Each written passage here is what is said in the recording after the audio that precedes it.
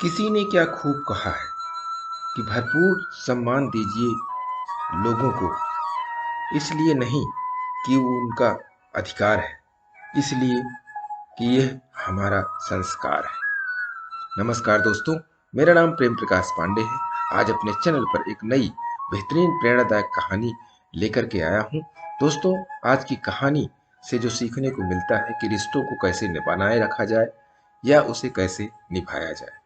तो चलिए, चैनल को सब्सक्राइब नहीं किया है तो सब्सक्राइब कर लीजिए और सुनते हैं आज की कहानी, जिसका शीर्षक है मान का पान।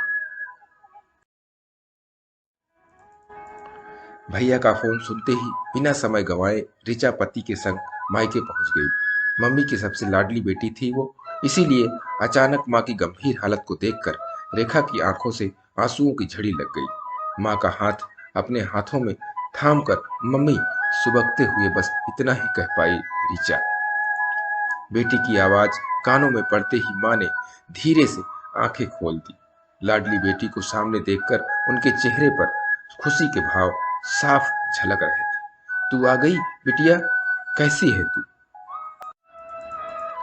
देख, मेरा अब जाने का वक्त आ गया है। बस तुझसे ही एक बात कहनी थी बेटा। पहले आप ठीक हो जाओ मम्मी, बात बाद में कह लेना। ऋचा ने आंखों से वो हो रही बरसात पर काबू पाने की असफल कोशिश करते हुए कहा, नहीं बेटा, मेरे पास वक्त नहीं है। सुन, माँ बाप किसी के हमेशा नहीं रहते, उनके बाद मायका भैया भाभीओं से बनता है। माँ की आवाज कांप रही थी। ऋचा माँ की स्थिति को देखकर अपना धैर्य खो रही थी और बार बार एक ही बात कह रही थी, ऐसा न कहो मम्मा, सब ठीक हो जाएगा। माँ ने अपनी सारी सांसों को बटोर कर फिर बोलने की हिम्मत जुटाई, मैं तुझे एक ही सीख देकर जा रही हूँ बेटा, मेरे बाद भी रिश्तों की खुशबू यूं ही बनाए रखना।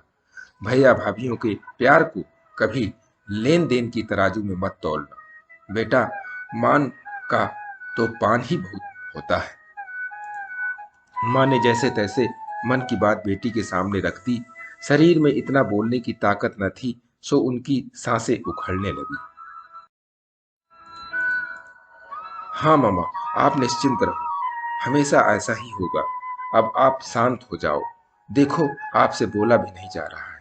रेखा ने माँ को भरोसा दिलाया और टेबल पर रखे जग से पानी लेकर माँ को पिलाने के लिए जैसे ही पलटी, तब तक माँ की आंखें बंद हो चुकी थी। उनके चेहरे पर असीम शांति थी, मानो उनके मन का बोझ हल्का हो गया था।